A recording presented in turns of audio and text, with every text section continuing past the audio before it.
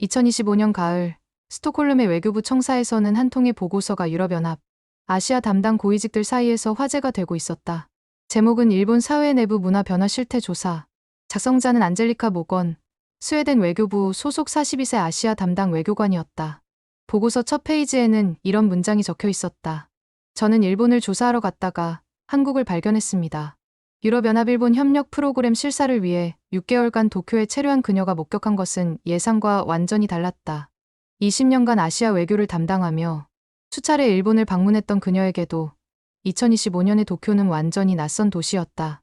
한글로 된 간판들이 번화가를 가득 메우고 일본 젊은이들이 자연스럽게 한국어 단어를 섞어가며 대화를 나누는 모습. 전통 일본 음식점에서조차 김치와 불고기가 메뉴의 중심을 차지하고 있는 풍경. 이것이 과연 일본인가? 아니면 한국인가? 그녀가 보고서에서 가장 강조한 부분은 이것이었다. 이는 단순한 문화적 영향이 아닙니다. 일본 사회 전반에 걸친 패러다임의 전환입니다. 그리고 놀랍게도 이 모든 변화가 강요가 아닌 자발적 선택에 의해 이루어지고 있습니다. 안젤리카가 목격한 일본의 변화는 정치, 경제, 문화 전반에 걸쳐 있었다.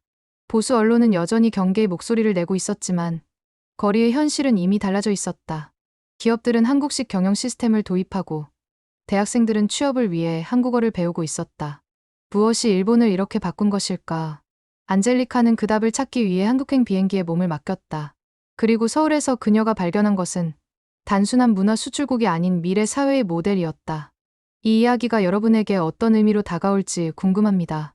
구독과 좋아요 버튼을 눌러주신다면 더 많은 분들과 함께 이런 이야기들을 나눌 수 있을 것 같습니다. 그럼 이제 안젤리카가 직접 들려주는 그녀의 도쿄 체험기를 들어보시죠. 저는 스웨덴 외교부에서 20년간 일해왔습니다. 아시아 담당 외교관으로서 일본을 수십 번 방문했죠. 하지만 2025년 3월 유럽연합 일본 협력 프로그램 실사차 도쿄에 도착했을 때 제가 본 것은 제가 알던 일본이 아니었어요. 인천공항에서 하네다로 가는 비행기에서 내려다본 도쿄는 여전히 거대하고 복잡한 메트로폴리스였습니다. 하지만 공항에서 시부야로 향하는 길, 택시 기사가 틀어놓은 라디오에서는 한국 음악이 흘러나오고 있었어요. 기사에게 물어보니 요즘 젊은 사람들이 좋아하니까 저도 듣게 됐다며 웃더군요. 첫 번째 충격은 하라주쿠에서 받았습니다. 숙소 근처 거리를 산책하다가 완전히 길을 잃었어요. 이상했죠. 분명 일본어를 읽을 수 있는데 간판들이 눈에 들어오지 않았습니다. 자세히 보니 한글로 된 간판들이 일본어 간판보다 많았어요. 치킨 플러스, 카페 서울, 코리안 뷰티 샵 같은 간판들이 거리를 가득 메우고 있었습니다. 당황한 제가 주변을 두리번거리고 있을 때였어요. 20대로 보이는 일본 여성 2명이 제 옆을 지나가며 대화를 나누는 소리가 들렸습니다. 오늘 치맥 어때? 좋지. 근데 어디서 먹지? 저기 새로 생긴 데 가보자. 인스타에서 쩐다고 하던데. 저는 순간 제가 서울에 와 있는 건 아닌가 싶었어요. 분명 일본어로 대화하고 있는데 중간중간 섞인 한국어가 너무나 자연스러웠습니다. 마치 원래부터 일본어였던 것처럼요. 더 놀라운 것은 그 다음이었습니다. 일본 외무성에서 소개받은 직원이 저녁 식사 장소로 추천한 곳이 바로 한국 치킨 전문점이었어요. 도쿄에서 가장 인기 있는 치킨집이라며 자랑스럽게 안내하더군요. 메뉴판을 보니 양념치킨, 후라이드 치킨 같은 한글 표기가 그대로 적혀 있었습니다. 그 치킨집에서 저녁을 먹으며 주변을 관찰했는데 손님들의 90%가 일본인이었어요. 그런데 모두들 너무나 자연스럽게 한국식 치킨을 먹고 있었습니다. 옆 테이블 중년 남성은 이게 진짜 맛있는 치킨이야 라며 동료에게 설명하고 있었고 대학생으로 보이는 그룹은 다음엔 한국 맥주도 시켜보자고 이야기하더군요. 저는 그때 깨달았습니다. 이건 단순한 트렌드가 아니라는 것을요. 한국 문화가 일본 사회 깊숙이 스며들어 일상의 일부가 되어 있었어요. 그것도 강요나 정치적 압력 없이 순전히 자발적 선택으로 말입니다. 숙소로 돌아가는 길에 편의점에 들렀는데 라면 코너의 절반이 한국 라면이었어요.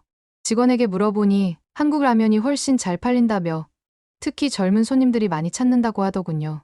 계산대 앞에는 한국 화장품과 한국 과자들이 진열되어 있었고 심지어 한국 드라마 OST까지 배경음악으로 흘러나오고 있었습니다. 그날 밤 호텔 방에서 저는 스웨덴 본부의 첫 번째 보고서를 작성했어요. 일본에 도착 첫날 제가 본 것은 예상과 완전히 다른 모습이었습니다. 한국 문화가 일본 사회에 미친 영향은 단순한 문화 교류 수준을 넘어서고 있습니다. 하지만 이것은 시작에 불과했어요. 다음 날부터 제가 목격하게 될 일들은 더욱 놀라운 것들이었습니다. 이튿날 아침, 저는 일본 외무성에서 정식 브리핑을 받았습니다. 담당자는 유럽연합과의 협력 프로그램에 대해 설명하면서 최근 일본 사회의 문화적 다양성 확산에 대해 언급했어요. 하지만 그의 표현은 상당히 조심스러웠습니다. 물론 우리는 여러 문화의 유입을 환영하지만 일본의 고유 문화 정체성도 중요하게 생각하고 있습니다. 그의 말을 들으며 저는 어제 봤던 거리 풍경을 떠올렸어요. 공식적인 입장과 현실 사이에는 분명한 격차가 있었습니다. 오후에 일본 주요 신문사들을 방문했는데 거기서 더 흥미로운 이야기를 들을 수 있었어요. 한 보수 성향 신문사의 편집국장은 제게 이렇게 털어놓았습니다. 솔직히 말해서 우리도 고민이 많습니다. 한국 문화의 영향력이 너무 커지고 있어요. 특히 젊은 세대에게는 거의 절대적이죠. 그는 책상 서랍에서 두툼한 파일을 꺼내 보여줬는데 제목이 한국 문화 편중 우려에 관한 내부 보고서였어요. 페이지를 넘겨보니 상당히 구체적인 통계들이 나와 있었습니다. 20대 일본인의 78%가 한국 콘텐츠를 정기적으로 소비하고 30대도 55%에 달한다는 조사 결과였죠. 문제는 이것이 단순한 엔터테인먼트 소비를 넘어서고 있다는 점입니다. 라이프 스타일 전반에 영향을 미치고 있어요. 하지만 그 편집국장의 걱정과 달리 제가 오후에 방문한 시부야와 신주쿠의 모습은 완전히 달랐습니다. 카페마다 한국 음료 메뉴가 있었고 서점에는 한국어 학습서가 베스트셀러 코너에 진열되어 있었어요. 특히 와세다 대학교 근처에서 만난 학생들과의 대화가 인상적이었습니다. 경제학과 3학년 다나카라는 학생은 제게 이렇게 말했어요. 언론에서는 걱정하지만 저희에게는 전혀 문제가 아니에요. 오히려 선택의 폭이 넓어진 거죠. 그 옆에 있던 미술학과 학생 사토도 맞장구 쳤습니다. 한국 문화가 들어온다고 일본 문화가 사라지는 게 아니잖아요. 둘 다 즐기면 되는데 왜 굳이 구분하려고 하는지 모르겠어요. 저는 그들에게 구체적으로 어떤 한국 문화를 즐기는지 물어봤어요. 다나카는 한국 드라마는 기본이고 요즘은 한국 웹툰도 많이 봐요라고 답했습니다. 특히 네이버 웹툰은 일본 만화와는 다른 매력이 있어요. 더 현실적이고 공감가는 내용들이 많죠. 사토는 한국 화장품이 정말 좋아요라며 가격도 합리적이고 품질도 일본 제품과 비교해서 전혀 떨어지지 않아요라고 했습니다. 심지어 친구들과 명동에 쇼핑하러 가기도 해요라고 덧붙였죠. 저녁에는 일본 방송사 프로듀서와 만날 기회가 있었어요. 그는 시청률 때문에 고민이 많다고 했습니다. 한국 드라마 재방송이 자체 제작 프로그램보다 시청률이 높아요. 특히 젊은 층에서는 압도적이죠. 그런데 흥미롭게도 그는 이것을 부정적으로만 보지 않았어요. 처음에는 위기감을 느꼈는데 이제는 오히려 배울 점이 많다고 생각해요. 한국 콘텐츠의 완성도나 스토리텔링 기법은 정말 뛰어나거든요. 호텔로 돌아가는 길에 저는 하루 종일 경험한 것들을 정리해봤어요. 공식적인 우려와 달리 현장에서는 이미 한국 문화가 자연스럽게 일본 사회에 녹아들어 있었습니다. 그리고 놀랍게도 대부분의 일본인들이 이를 긍정적으로 받아들이고 있었죠. 가장 인상 깊었던 것은 젊은 세대의 태도였어요. 그들에게는 일본 것과 한국 것이라는 구분 자체가 그리 중요하지 않았습니다. 좋은 것은 좋은 것이고 즐거운 것은 즐거운 것이었죠. 그날 밤 제가 작성한 보고서에는 이런 문장이 들어갔습니다. 언론과 정계의 우려와는 달리 일반 시민들, 특히 젊은 세대는 한국 문화를 자연스럽게 받아들이고 있습니다. 이는 강요된 변화가 아닌 자발적 선택의 결과로 보입니다. 사흘째 되는 날, 저는 본격적으로 일본 젊은이들의 생각을 들어보기로 했어요. 도쿄대학교를 방문해서 여러 학과 학생들과 인터뷰를 진행했습니다. 먼저 만난 것은 경영학과 4학년 야마다였어요. 그는 저에게 스마트폰을 보여주며 설치된 앱들을 하나씩 설명했습니다. 이건 한국 음식 배달 앱이고, 이건 한국 화장품 쇼핑 앱이에요. 이것도 한국 웹툰 앱이고요. 놀랍게도 그의 스마트폰에는 한국 관련 앱이 20개가 넘게 설치되어 있었어요. 제가 왜 이렇게 많은 한국 앱을 사용하냐고 묻자 야마다는 즉답했습니다. 간단해요. 더 편하고 빠르거든요. 구체적으로 어떤 점이 그런지 물어보니 그는 한국 배달 앱을 예로 들었어요. 일본 배달 앱은 주문하는데 단계가 너무 많아요. 한국 앱은 몇 번의 터치만으로 끝나죠. 그리고 실시간 배달 추적도 훨씬 정확하고요. 법학과 3학년 스즈키는 더 흥미로운 이야기를 들려줬습니다. 저는 한국어를 배우고 있어요. 취업 때문이에요. 저는 깜짝 놀랐죠. 일본에서 한국어를 배우는 이유가 취업 때문이라니요. 요즘 일본 기업들도 한국 시장을 중요하게 생각해요. 특히 IT나 화장품, 식품 업계에서는 한국어 할 줄 아는 직원을 우대해주거든요. 실제로 그는 이미 한 화장품 회사의 인턴십에 지원해서 합격 통보를 받았다고 했어요. 한국어 실력이 주요 평가 요소였다고 하더군요. 공학과 대학원생 타나베의 말은 더욱 놀라웠습니다. 한국은 이제 브랜드가 아니라 시스템이에요. 무슨 의미인지 묻자 그는 자신이 연구하고 있는 분야를 예로 들었어요. 저는 인공지능을 연구하는데 한국의 개발 속도와 상용화 능력이 정말 뛰어나요. 삼성이나 LG 같은 기업들의 연구개발 시스템을 벤치마킹하고 있어요. 그는 이어서 일본은 기술력은 뛰어나지만 상용화가 느려요라며 한국은 기술 개발부터 시장 출시까지의 속도가 압도적으로 빨라요라고 설명했습니다. 점심시간에 학생 식당에서 함께 식사를 했는데 메뉴의 절반이 한국 음식이었어요. 김치찌개, 비빔밥, 불고기 등이 일본 전통 음식과 나란히 진열되어 있었습니다. 더 신기한 것은 한국 음식 코너의 줄이 더 길었다는 점이었죠. 식당 직원에게 물어보니 3년 전부터 한국 메뉴를 도입했는데 학생들 반응이 너무 좋아서 계속 늘리고 있다고 했어요. 특히 김치찌개는 매일 품절될 정도로 인기가 높다고 하더군요. 오후에는 문학과 학생들과 만났는데 그들의 독서 목록에도 변화가 있었어요. 4학년 이토는 요즘 한국 소설을 많이 읽어요라며 일본 소설과는 다른 매력이 있어요라고 했습니다. 한국 소설은 현실적이면서도 감정적이에요. 우리 세대의 고민을 더 잘 표현하는 것 같아요. 그녀가 추천한 책 몇 권을 메모해뒀는데 모두 한국 작가들의 작품이었어요. 그 중에는 일본에서 베스트셀러가 된 책들도 있었습니다. 하루를 마무리하며 저는 한 가지 확신을 갖게 됐어요. 일본 젊은이들이 한국 문화를 받아들이는 이유는 단순한 호기심이나 유행이 아니었습니다. 실용성과 효율성, 그리고 감성적 공감대 때문이었죠. 그들에게 한국 문화는 더 나은 선택지였어요. 더 빠르고, 더 편하고, 더 재미있고, 더 현실적인 대안이었습니다. 그래서 이 변화가 일시적인 현상이 아니라 장기적인 트렌드가 될 것이라는 생각이 들었어요. 그날 밤 보고서에 저는 이렇게 적었습니다. 일본 젊은 세대의 한국 문화 수용은 감정적 차원을 넘어 합리적 선택의 결과입니다. 이들에게 한국은 미래를 위한 실용적 도구이자 더 나은 삶의 방식을 제시하는 모델입니다. 나흘째, 저는 일본 사회의 다른 목소리들을 들어보기로 했어요. 젊은 세대의 열광적인 반응과는 대조적으로 기성세대는 어떤 생각을 하고 있을까 궁금했습니다. 먼저 방문한 곳은 자민당 소속 국회의원 오프라인 벼실이었어요. 60대 중반의 사토 의원은 저와의 인터뷰에서 솔직한 우려를 표현했습니다. 우리는 일본을 잃고 있습니다. 그의 목소리에는 분명한 위기감이 담겨 있었어요. 젊은이들이 한국어를 배우고 한국 음식을 먹고 한국 드라마를 보는 것까지는 괜찮아요. 하지만 일본의 전통과 가치까지 잊어버리는 것 같아 걱정됩니다. 구체적으로 어떤 부분이 걱정되는지 묻자 그는 최근 경험한 일을 얘기해줬어요. 손자가 명절에 와서 한국 음식을 해달라고 하더군요. 일본 전통 음식은 맛없다면서 말이에요. 사토 의원의 표정에서 깊은 실망감을 읽을 수 있었어요. 하지만 동시에 그는 이런 변화를 막을 수 없다는 현실도 인정하고 있었습니다. 정치적으로 문화 교류를 제한할 수는 없어요. 그건 자유민주주의 원칙에 어긋나니까요. 하지만 일본의 정체성은 지켜야죠. 오후에는 아사쿠사의 전통 음식점가를 방문했어요. 50년 전통의 일본 요리점을 운영하는 다카하시 사장과 이야기를 나눴습니다. 그는 한숨을 쉬며 이렇게 말했어요. 이젠 불고기 없으면 장사가 안 돼요. 그의 식당 메뉴판을 보니 정말 놀라웠어요.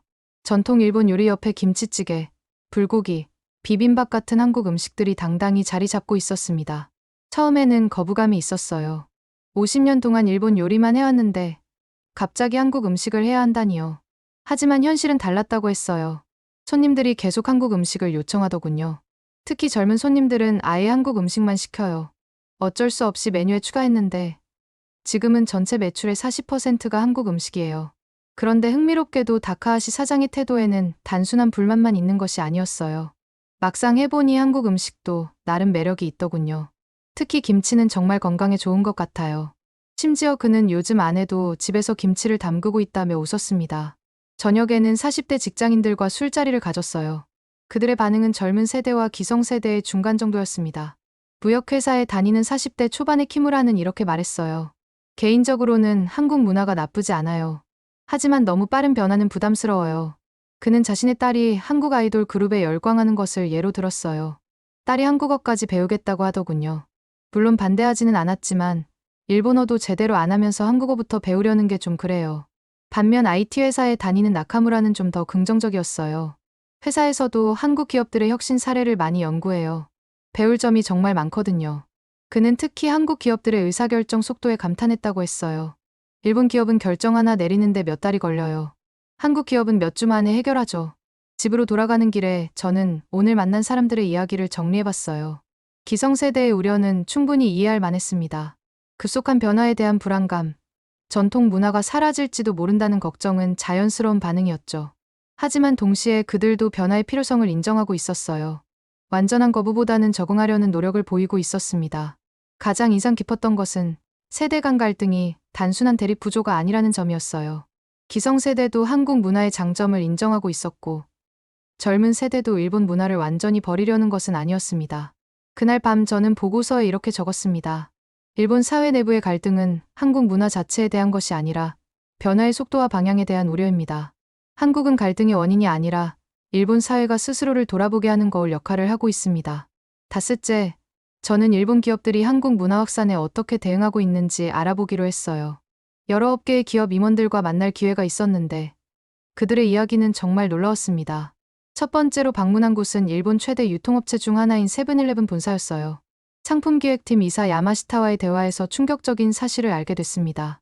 솔직히 말씀드리면 한국 브랜드가 없으면 매출이 안 나와요. 그는 최근 3년간의 매출 데이터를 보여주며 설명했어요. 한국 라면, 한국 과자, 한국 음료의 매출 비중이 전체의 35%까지 올라갔어요. 특히 2030대 고객층에서는 50%를 넘어섰죠. 더 놀라운 것은 이것이 일시적 현상이 아니라는 점이었어요. 처음에는 한류붐 때문이라고 생각했는데 이제는 완전히 일상화됐어요. 한국 제품이 품질도 좋고 가격도 합리적이거든요. 야마시타 이사는 이어서 이제 신제품 기획할 때도 한국 트렌드를 먼저 확인한다며 한국에서 인기 있는 상품이 일본에서도 대부분 성공한다고 말했어요. 오후에는 도쿄의 유명한 소프트웨어 개발 회사를 방문했습니다. CTO인 사이토는 저에게 회사의 변화된 업무 방식을 소개해줬어요. 작년부터 한국식 애자일 개발 방식을 도입했어요. 그는 사무실을 돌아다니며 변화된 점들을 보여줬습니다. 기존의 개별 사무실 대신 오픈 오피스로 바뀌었고 회의실에는 화이트보드와 포스트잇이 가득했어요. 일본 개발 방식은 너무 체계적이고 단계적이에요. 하지만 시장 변화 속도를 따라가기 어려워요. 한국식 방법을 도입한 후 어떤 변화가 있었는지 묻자 그는 즉답했습니다. 개발 속도가 40% 빨라졌어요. 그리고 직원들의 만족도도 높아졌죠. 특히 인상 깊었던 것은 젊은 개발자들의 반응이었어요.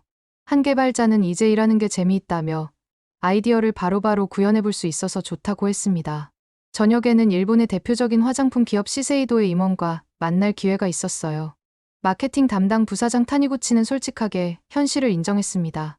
한국 화장품 브랜드의 성장세가 정말 무섭습니다. 그는 최근 시장 점유율 데이터를 보여줬는데 한국 브랜드들이 일본 시장에서 차지하는 비중이 계속 늘어나고 있었어요.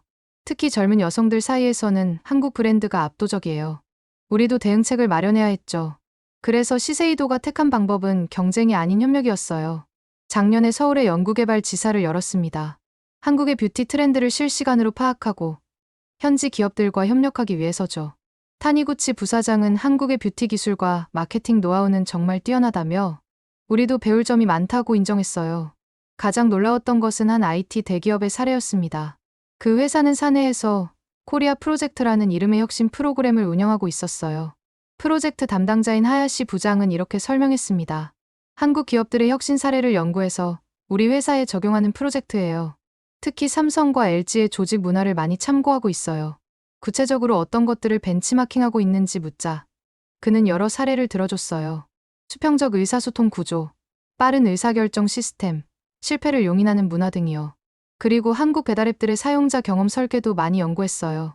실제로 그 회사가 최근 출시한 모바일 앱은 한국 앱들의 인터페이스를 많이 참고했다고 했어요. 결과적으로 사용자 만족도가 크게 향상됐다고 하더군요. 하루 종일 여러 기업들을 돌아다니며 느낀 것은 일본 기업들이 한국 문화의 확산을 단순히 위협으로만 보지 않는다는 점이었어요.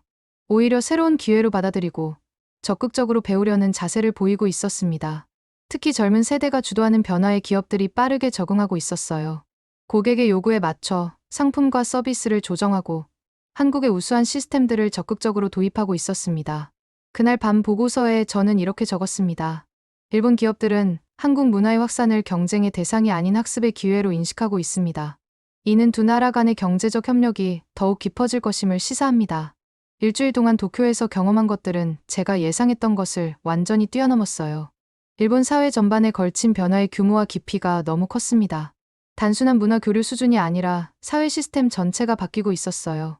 저는 이 현상의 근원을 이해하기 위해서는 한국을 직접 방문해야겠다고 생각했습니다. 도쿄에서 본 한국화가 과연 한국의 실제 모습을 정확히 반영하고 있는지 아니면 일본만의 특수한 현상인지 확인하고 싶었어요. 스웨덴 본부에 보고서를 보내고 추가 조사 승인을 받은 후 저는 서울행 비행기표를 예약했습니다. 20년간 외교관으로 일하면서 한국을 몇 번 방문한 적이 있었지만 이번에는 완전히 다른 목적이었어요. 하네다에서 인천으로 가는 2시간 30분 동안 저는 지난 일주일을 되돌아봤습니다. 도쿄에서 만난 사람들의 이야기, 기업들의 변화, 거리 풍경의 변화까지 모든 것이 한국이라는 하나의 키워드로 연결되어 있었어요. 인천공항에 도착한 순간부터 저는 놀라기 시작했습니다. 입국 절차가 완전히 디지털화되어 있었어요. QR코드 하나로 입국 신고서 작성부터 세관 신고까지 모든 게 해결됐습니다. 이게 바로 도쿄 젊은이들이 말하던 효율성이구나. 공항에서 서울역까지 가는 공항철도 안에서도 감탄이 계속됐어요. 무료 와이파이는 기본이고 좌석마다 충전 포트가 있었으며 실시간 도착 정보가 여러 언어로 제공되고 있었습니다. 더 놀라운 것은 대부분의 승객들이 스마트폰으로 다양한 일들을 처리하고 있다는 점이었어요. 음식 주문, 택시 호출, 쇼핑까지 모든 것이 앱으로 이루어지고 있었습니다. 서울역에 도착해서 지하철로 갈아탈 때 저는 또 한 번 놀랐어요. 지하철 요금을 카드로 결제하는 게 아니라 스마트폰으로 결제하는 사람들이 대부분이었거든요. 심지어 외국인 관광객들도 자연스럽게 앱을 사용하고 있었어요. 강남역 근처 호텔에 체크인한 후 저는 바로 거리로 나섰습니다. 도쿄에서 봤던 한국 문화가 실제 한국에서는 어떤 모습인지 확인하고 싶었어요. 첫 번째 충격은 강남대로를 걸으면서 받았습니다. 도쿄에서 인기 있던 한국 치킨집들이 여기서는 그냥 평범한 일상이었어요. 거리마다 치킨집이 있었고 사람들이 너무나 자연스럽게 이용하고 있었습니다. 아, 이게 원조구나. 더 흥미로운 것은 한국 사람들의 생활 속도였어요. 모든 것이 빨랐습니다. 걷는 속도, 말하는 속도, 일 처리하는 속도까지. 도쿄 젊은이들이 왜 한국 시스템을 선호하는지 이해가 됐어요. 점심을 먹기 위해 들어간 식당에서 주문하는 방식도 완전히 달랐어요. 테이블에 있는 QR코드를 스캔해서 스마트폰으로 주문하고 결제까지 마칠 수 있었습니다. 직원과의 접촉은 음식을 가져다주는 순간뿐이었죠. 효율성의 극대화네. 오후에는 을지로와 성수동을 돌아다녔어요. 을지로의 오래된 건물들 사이에 자리 잡은 세련된 카페들, 성수동의 창고를 개조한 복합문화 공간들, 전통과 현대가 자연스럽게 어우러진 모습이었습니다. 특히 성수동에서 만난 한 스타트업 카페는 정말 인상적이었어요. 1층은 카페, 2층과 3층은 여러 스타트업들이 함께 사용하는 공유 오피스였습니다. 젊은 창업가들이 자유롭게 아이디어를 나누고 협업하는 모습을 볼 수 있었어요. 카페 사장에게 이런 공간이 언제부터 생기기 시작했는지 물어봤어요.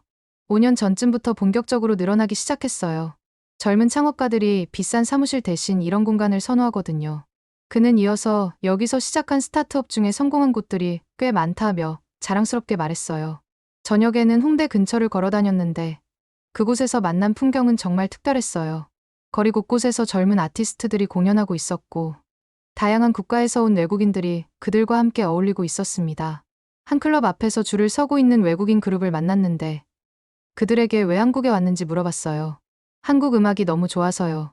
그리고 여기 분위기가 정말 자유롭고 창의적이에요. 프랑스에서 왔다는 그 친구는 파리에서는 이런 자유로운 분위기를 찾기 어려워요라며 한국 젊은이들의 에너지가 정말 대단하다고 말했어요. 호텔로 돌아가는 길에 편의점에 들렀는데 도쿄에서 봤던 한국 상품들이 여기서는 그냥 일상적인 상품들이었어요. 그리고 편의점 시스템 자체가 도쿄보다 훨씬 발전되어 있었습니다. 무인 계산대에서 셀프로 결제하는데 바코드 스캔부터 포인트 적립, 결제까지 모든 과정이 매끄럽게 진행됐어요. 첫날 서울에서의 경험을 정리하며 저는 한 가지 확신을 갖게 됐습니다. 도쿄에서 본 한국화 현상은 한국의 실제 모습을 정확히 반영하고 있었어요. 아니, 어쩌면 한국의 일부만을 보여주고 있었을지도 모릅니다. 서울에서의 둘째 날, 저는 외국인들이 한국을 어떻게 바라보는지 알아보기로 했습니다. 이태원과 강남, 그리고 여의도 일대에서 다양한 국적의 사람들을 만날 수 있었어요. 첫 번째로 만난 것은 프랑스에서 온 마리입니다. 그녀는 서울에서 마케팅 회사를 운영하고 있었어요. 2년 전에 파리에서 이주해왔어요. 처음에는 1년만 있을 계획이었는데 지금은 계속 살고 싶어요. 마리에게 한국의 어떤 점이 매력적인지 물어봤어요. 속도감이에요. 아이디어가 있으면 바로 실행할 수 있거든요. 프랑스에서는 허가 하나 받는 데만 몇 달이 걸려요. 그녀는 구체적인 예를 들어줬습니다. 회사 설립부터 사업자 등록까지 일주일이면 끝나요. 온라인으로 대부분 처리할 수 있고 직원들도 정말 친절해요. 점심시간에는 여의도의 한 대기업에서 일하는 싱가포르 출신 엔지니어 리를 만났어요. 그는 한국 기업의 조직 문화에 대해 흥미로운 이야기를 들려줬습니다. 처음에는 한국 기업이 위계 질서가 엄격할 것이라고 생각했어요. 하지만 실제로는 정반대였어요. 구체적으로 어떤 점이 다른지 묻자 리는 즉답했습니다. 아이디어가 있으면 바로 팀장에게, 심지어 임원에게도 직접 제안할 수 있어요. 그리고 좋은 아이디어면 신입사원이라도 프로젝트를 맡을 수 있거든요. 그는 이어서 싱가포르에서 일할 때는 이런 기회가 없었다며, 여기서는 능력만 있으면 빠르게 성장할 수 있어요 라고 말했어요. 오후에는 홍익대 근처에서 베트남 출신 대학원생 응앤을 만났습니다. 그는 한국에서 컴퓨터공학을 전공하고 있었어요. 베트남에서 대학을 졸업하고 직장을 다니다가 한국으로 왔어요. 여기서 석사 마치고 한국 회사에 취업할 계획이에요. 응앤에게 왜 한국을 선택했는지 물어봤더니 그의 답변이 정말 인상적이었어요. 한국은 아시아의 실리콘밸리예요. IT 기술이 발달했고 스타트업 생태계도 활발하죠. 그리고 무엇보다 기회가 많아요. 그는 한국 기업들의 글로벌 진출에 대해서도 언급했어요. 삼성, LG 같은 기업들이 전 세계에 진출해 있잖아요. 여기서 경험을 쌓으면 나중에 베트남으로 돌아가서도 아니면 다른 나라로 가서도 인정받을 수 있어요. 저녁에는 강남의 한 스타트업에서 일하는 독일 출신 개발자 한스와 만났어요. 그는 베를린에서 한국으로 이주한 지 1년 반 정도 됐다고 했습니다. 독일에서는 모든 것이 너무 체계적이고 계획적이에요. 물론 장점이지만 때로는 답답하기도 하죠. 한스는 한국의 빨리빨리 문화에 대해 긍정적으로 평가했어요. 여기서는 실패를 두려워하지 않아요. 일단 시도해보고 안 되면 빠르게 수정하죠. 이런 문화가 혁신을 만들어내는 것 같아요. 그는 자신이 일하는 스타트업의 사례를 들어줬습니다. 6개월 만에 앱을 개발해서 출시했어요. 독일에서라면 기획만 6개월 걸렸을 거예요. 가장 인상 깊었던 것은 미국에서 온 MBA 학생 제시카와의 대화였어요. 그녀는 연세대학교에서 교환학생으로 공부하고 있었습니다. 하버드에서 온 학생들이 한국 기업들을 많이 연구해요. 특히 삼성과 LG의 글로벌 전략을 케이스 스터디로 많이 다루거든요. 제시카는 한국 기업들의 경쟁력에 대해 구체적으로 설명해줬어요. 기술력도 뛰어나지만 시장 적응력이 정말 대단해요. 각 나라의 특성에 맞춰 제품과 마케팅을 조정하는 능력이 탁월하죠. 그녀는 이어서 그래서 많은 미국 학생들이 한국 기업에 취업하고 싶어 한다며 실제로 삼성, 미국 법인에는 아이비리그 출신들이 많다고 말했어요. 하루 종일 다양한 국적의 사람들과 이야기를 나누며 저는 한국이 단순한 관광지나 문화 체험지가 아니라는 것을 깨달았습니다. 젊고 재능 있는 사람들에게는 꿈을 실현할 수 있는 기회의 땅이었어요. 특히 인상적이었던 것은 모든 사람들이 한국의 속도와 효율성을 높이 평가한다는 점이었어요. 그리고 이것이 단순한 빠름이 아니라 혁신을 가능하게 하는 시스템이라는 점을 이해하고 있었습니다. 그들에게 한국은 미래를 경험할 수 있는 곳이었어요.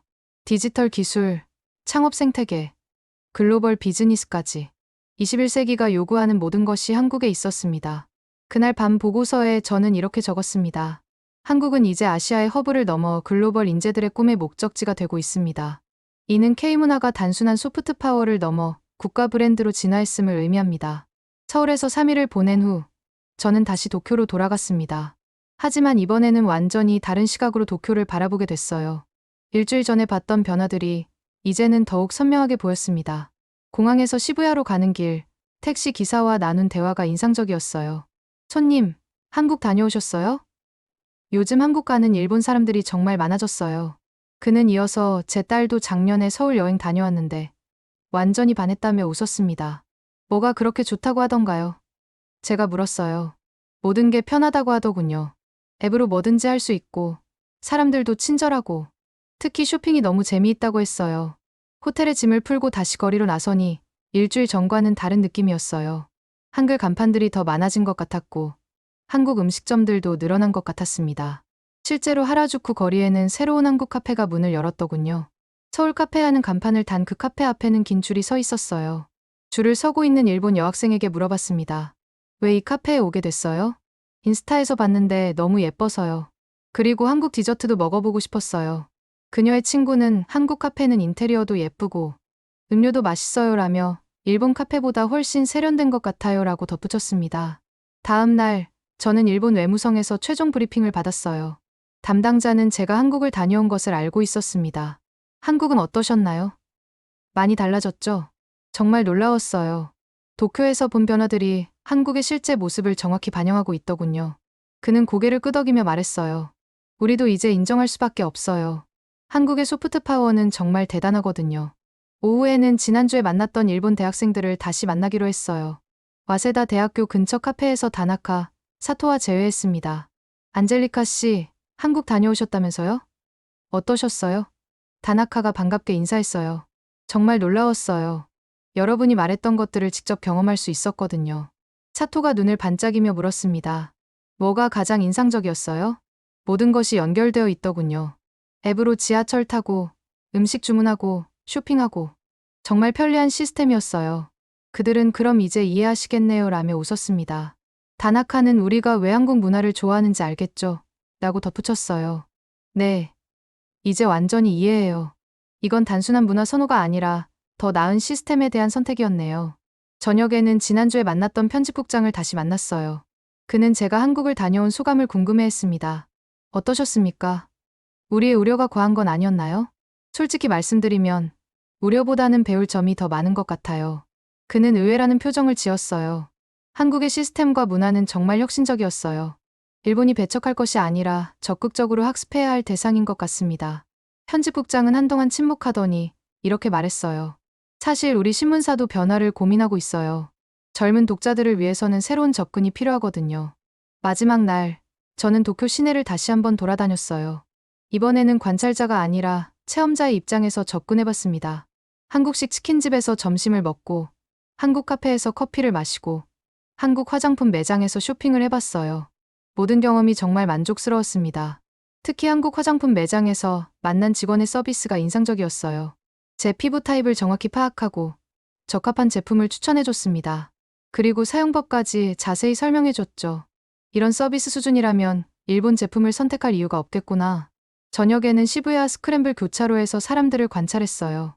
한 명 한 명 지켜보니 정말 많은 사람들이 한국 문화와 연결된 무언가를 가지고 있었어요. 한국 브랜드 옷을 입은 사람, 한국 음악을 들으며 걷는 사람, 한국 화장품을 든 사람들.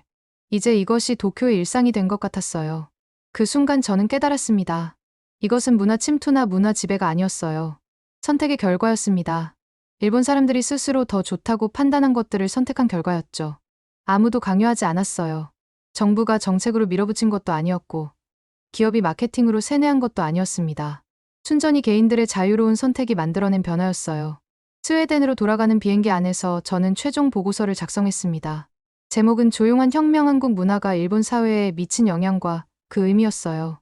보고서의 결론 부분에 저는 이렇게 적었습니다. 한국은 문화 수출국이 아니라 미래 사회의 모델국입니다. 효율성, 혁신성, 포용성을 갖춘 시스템을 구축했고, 이것이 전 세계 젊은 세대들에게 매력적으로 다가가고 있습니다. 일본에서 일어나고 있는 변화는 단순한 한류붐이 아닙니다. 더 나은 삶의 방식에 대한 자발적 선택입니다. 그리고 이런 선택은 일본을 넘어 동아시아 전체, 나아가 전 세계로 확산될 것입니다. 한국은 강요하지 않습니다. 단지 선택받고 있을 뿐입니다. 스톡홀름에 도착한 후, 저는 유럽연합 아시아 담당 부서에서 발표를 했어요. 많은 동료들이 제 보고서에 놀라워했습니다. 정말 그 정도로 변화가 컸나요? 네. 제가 예상했던 것보다 훨씬 더 깊고 광범위한 변화였어요. 발표를 마친 후, 한 동료가 이렇게 물었어요. 그럼 이 변화가 우리에게는 어떤 의미일까요?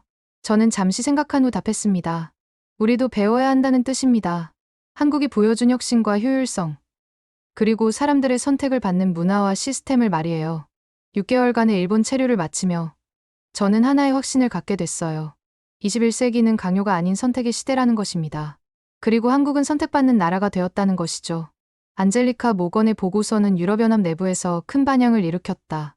그녀가 목격한 일본 사회의 변화는 단순한 문화 현상이 아니라 21세기 글로벌 사회의 새로운 패러다임을 보여주는 사례였다. 보고서 발표 이후 여러 유럽 국가들이 한국과의 문화 교류 확대를 추진하기 시작했다. 독일, 프랑스, 네덜란드 등이 한국의 디지털 혁신과 창업 생태계를 벤치마킹하려는 움직임을 보였다. 안젤리카는 이후 스웨덴 한국 협력 프로그램의 책임자로 임명되어 두 나라 간의 교류 확대에 힘쓰고 있다. 그녀는 종종 이렇게 말한다. 저는 일본을 조사하러 갔다가 미래를 발견했습니다. 2025년 가을, 도쿄의 거리에는 여전히 한글 간판들이 늘어나고 있다. 하지만 이제 이것을 우려하는 목소리는 많이 줄어들었다. 대신 이를 새로운 기회로 받아들이려는 분위기가 확산되고 있다. 일본의 변화는 멈추지 않을 것이다. 왜냐하면 이것이 강요된 변화가 아니라 자발적 선택의 결과이기 때문이다. 그리고 더 나은 것을 선택하려는 인간의 본능은 국경을 넘나든다. 한국의 조용한 혁명은 계속되고 있다. 강요하지 않고 강요받지도 않으면서 단지 선택받을 뿐이다. 이것이 바로 21세기 소프트 파워의 진정한 모습이다.